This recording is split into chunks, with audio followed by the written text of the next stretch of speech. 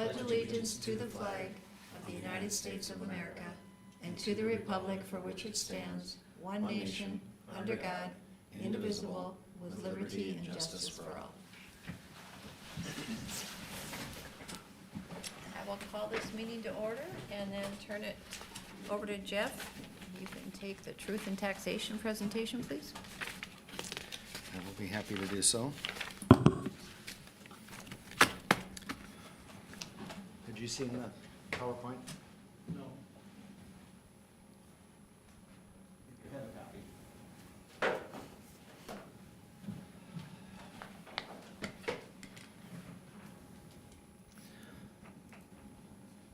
So I will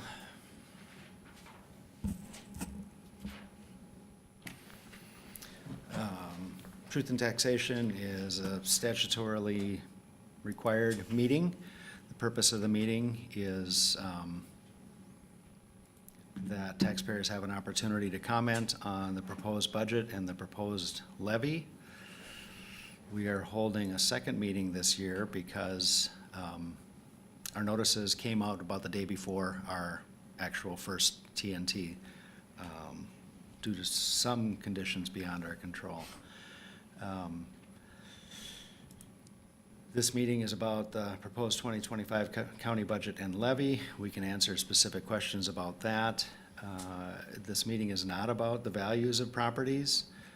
Valuation conversation is in the spring when value notices are delivered in February or March, and local board of appeals are March, April, and county board of appeals is in June. The budget is developed typically starting in June, with managers proposing staffing changes, budget worksheets being distributed to department heads, and that work being done primarily in June and July.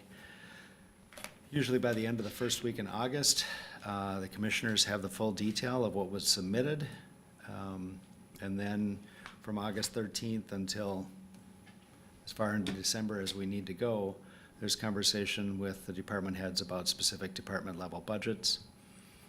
The preliminary levy has to be set by September 30th. The levy for this year, the preliminary levy was set on September 17th at a 7% increase. The proposed tax statements went out with that 7% number on them. The proposed levy at this point has already been revised down to 5.9%. Payroll is a big driver in the increases in the levy. We've had an average over the last number of years of a 5.1% increase per year, and that includes cost of living increases, step increases, and health insurance increases. For 2025, the overall increase is 6.8%, even though the proposed levy increase is only 5.9%. The number of budgeted FTE has increased over time as well. The average increase has been about 2% annually in the number of employees that we have, but it has been a steady climb. The 2025 levy summary shows expenses and revenues significantly higher than last year's number, but that is because there's about $13 million of pass-through in highway department budget. So the revenues and the expenditures are both up by about 12.5, 13 million. There's a number of federal projects on the docket for 2025, and that number, those numbers roll around, and every 4 or 5 years we have a big year for capital expenditures in the highway department. The general levy is actually, proposal is going down from last year. The public safety levy budget is going up. The human services budget is going up pretty significantly. And overall, we're proposing a $21.4 million levy on a $78 million budget, which is a 5.9% increase from last year. The expenditures, again, we talked about that there's a large amount of expenditures in the highway department. Hubbard County has continued to see a significant growth in tax capacity. Typically, a lot of it over the last 3 years has been market rate adjustments, which isn't real, and you can't capture that. But there's been a strong building and improvement market. So typically, the first 3.5% of the proposed levy increase is absorbed by new tax capacity. 2025 expenditures are broken out. The largest portion this year is road and bridge, then social services and solid waste.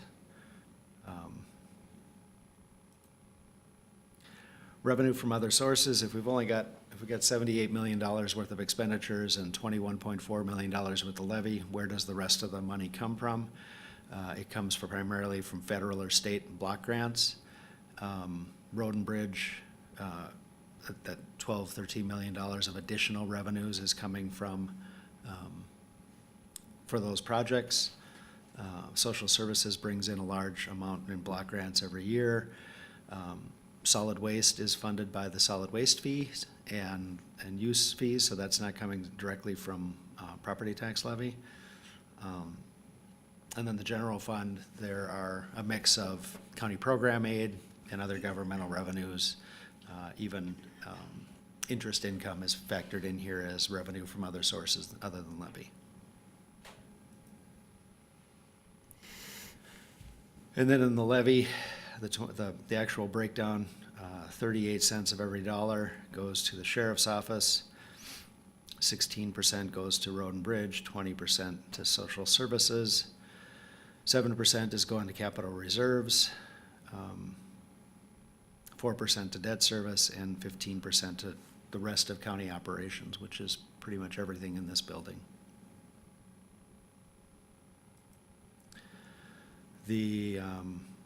This is the levy history, and I think we've already talked about the levy's gone up about 5% a year annually averaged. Here's another way of looking how those levy dollars are spent. The largest chunk to public safety, 40%, 20% for human services, 16 for highway, 13 general fund, and 11 for reserves and debt service.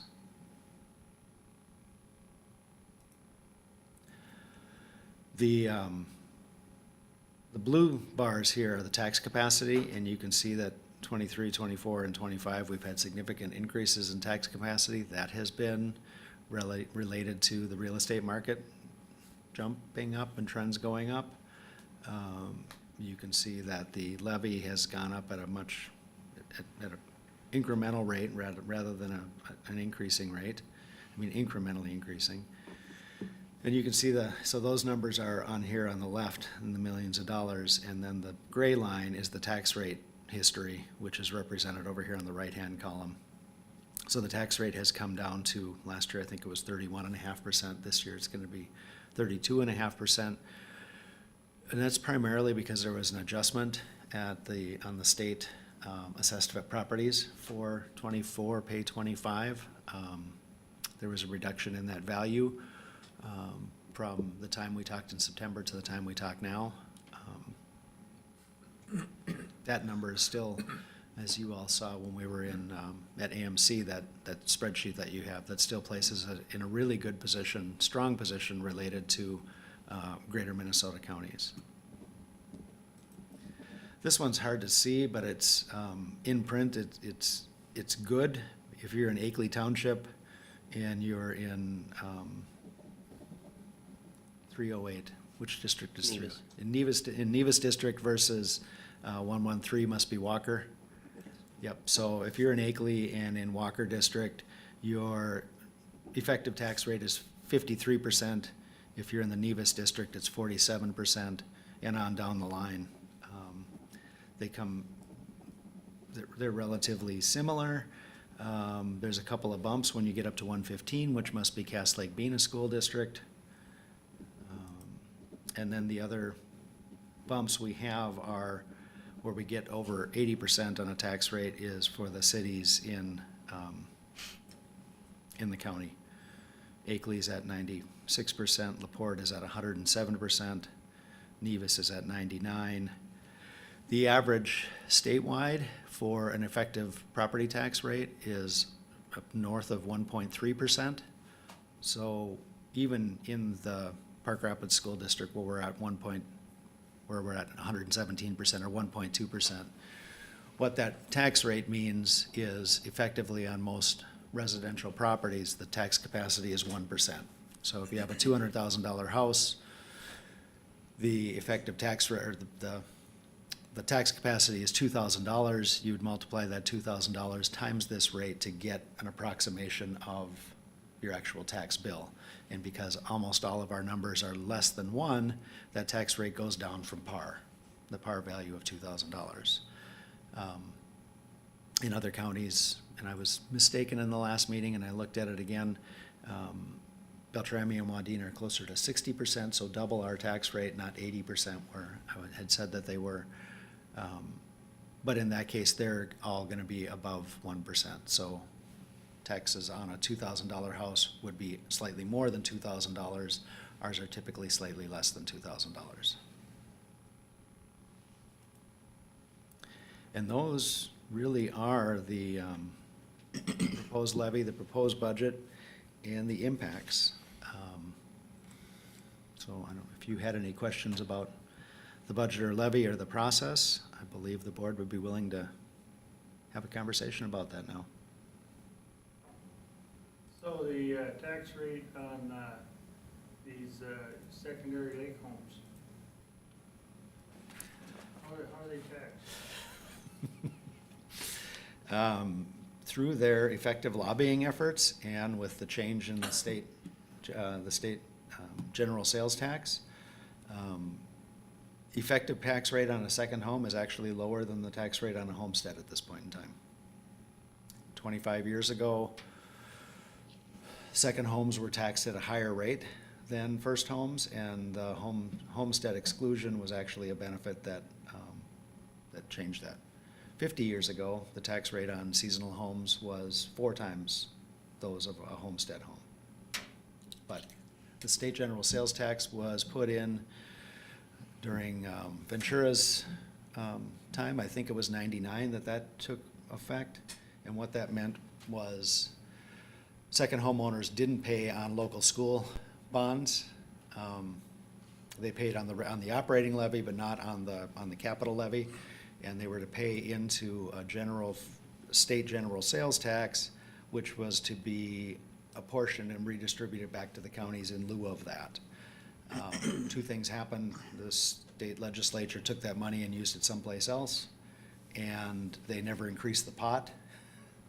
So the effective rate on second homes now means that most people are getting a discount per dollar value, although they're typically paying higher because their home values are usually higher than the first home values. So you could look at it a couple of different ways, but the rate is effectively lower in most instances. The taxes are typically higher because the homes are of higher value. And how about these large corporate farms? How are they taxed? The rate on agricultural land has been the thing that's gone up the most the last couple of years. We were seeing this year 25, 50, even 100% rate increases on farmland. So that has, like everything else, the value is driven by the market. The market has said those values have to go up. Commercial rate is typically double that of residential rate. So they are paying a big chunk of taxes. So I'm being the big commercial farms, already off it. Yep. They're paying their fair share in taxes?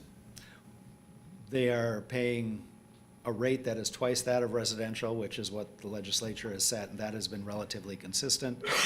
And the price per acre has seen significant adjustments this year, and I think they're going to see another big adjustment for 25 pay 26. We're going to see a bigger rate on bare land and ag land than we are on any other tax classification. I'm sorry, I could answer that question, I just don't have it in front of me as far as, of the $21 million, what's coming from residential, seasonal, ag, commercial, or industrial. I could break that down and make that available. It's probably an interesting number and how that's changed over time. Well, I know on the commercial side that we ended up buying a building here in town, and it was delinquent on its taxes. But what shocked me was the garbage assessment on it. And I called him on it, and I have no idea where he got the numbers from. He said from the contract hauler. That wasn't true. Because there hadn't been a contract hauler in that property since 2012. And the garbage rate was $2,800. So, the person you have in that position, I'd really question his numbers.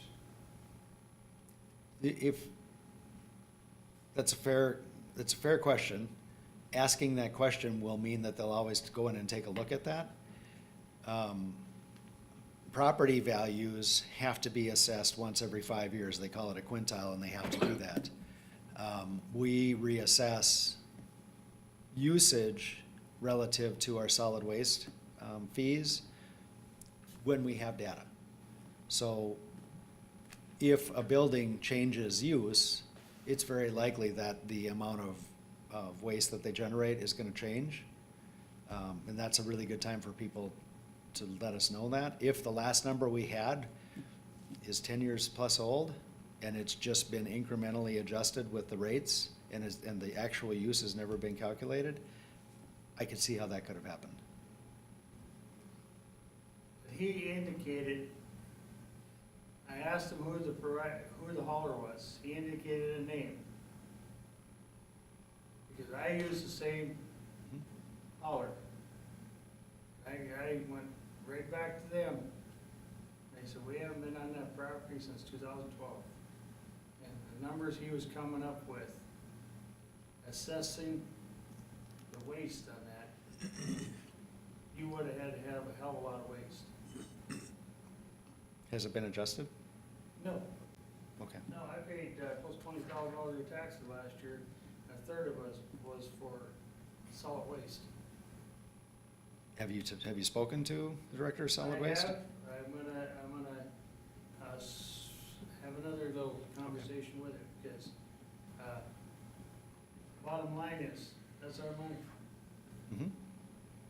We pay a lot of taxes. We've got 10 different properties here in Norfolk County. We pay a lot of taxes. I don't mind paying taxes. Fair taxes.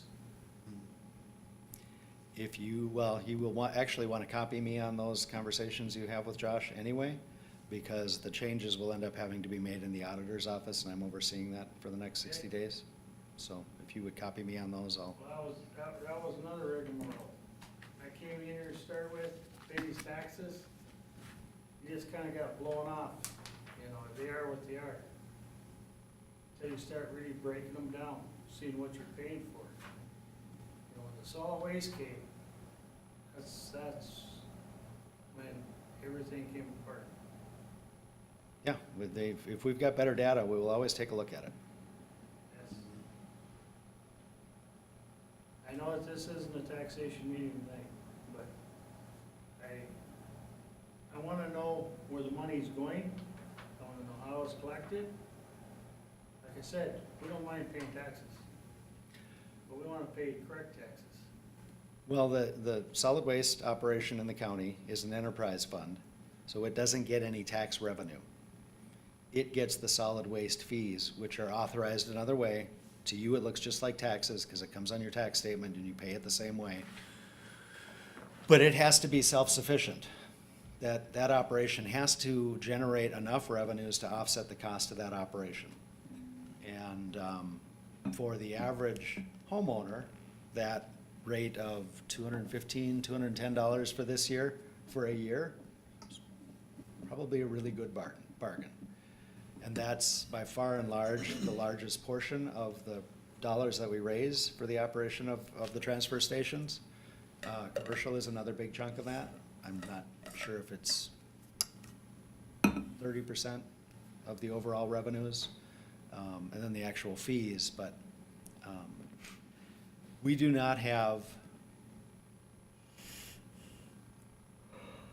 the same requirements to review those costs every year that we do when we're valuing homes, but we fully expect to review those when we have better data. So I know that every time I've heard that Josh has gotten a conversation with somebody and they've taken a look at it, it's resulted in a change in the fees for the next year. So, Well, I'm not as big a fan as you are of him, so okay. I've had other dealings with him. Well, like I said, you want to copy me on that because any changes will be made through the auditor's office, and I'm overseeing that for the next 2 months at least. Okay, we'll be in touch. Thank you.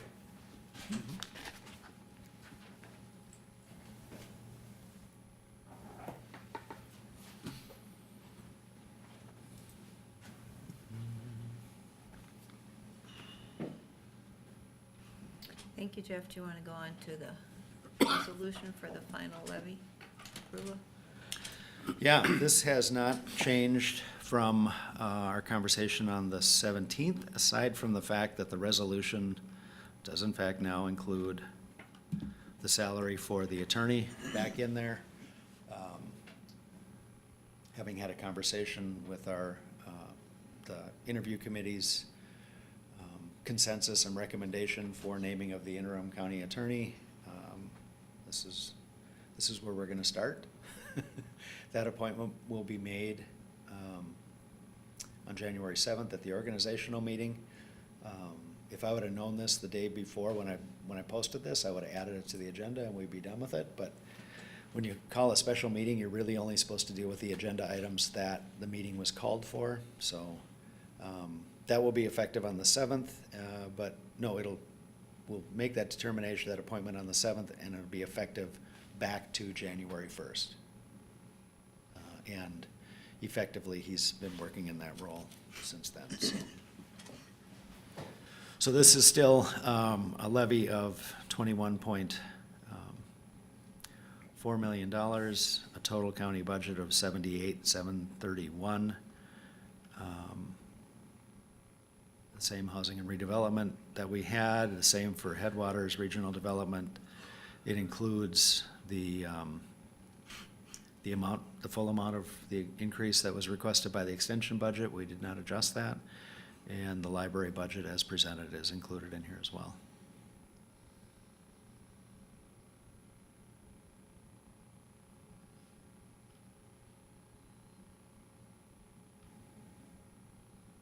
Are there any questions, comments for Jeff? I think David said it earlier, at an earlier meeting, that a lot of this is driven by the inflation we've been experiencing over the last few years. When the cost of doing business with the county continues to rise, we have to either pay the price or cut services. And currently, we're going to continue services, and if the voters, the residents want us to cut services, we would definitely do that too.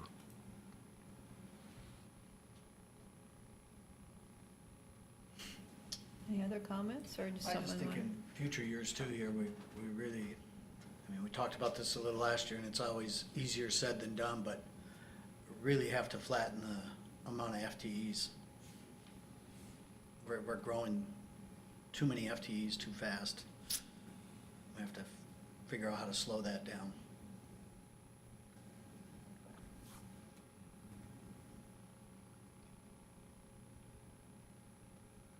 The extension contract was a multiple-year contract, correct? If I remember That was a new contract, Yeah. so a lot of the increase was just in the Catch payroll up. and rate Yep, increase. basically And then catch we up again. Yeah. had an increase in the educator position too. Yes. There's a change in wages and an increase in the allocation of FTE. both. And this year, I think they operated at a deficit and carried that because it was the last year of a contract. And we'll see what happens because we'll be in negotiations next year for 26 through 28, hopefully. Like to do 3-year contracts again. Gives you a break in between them.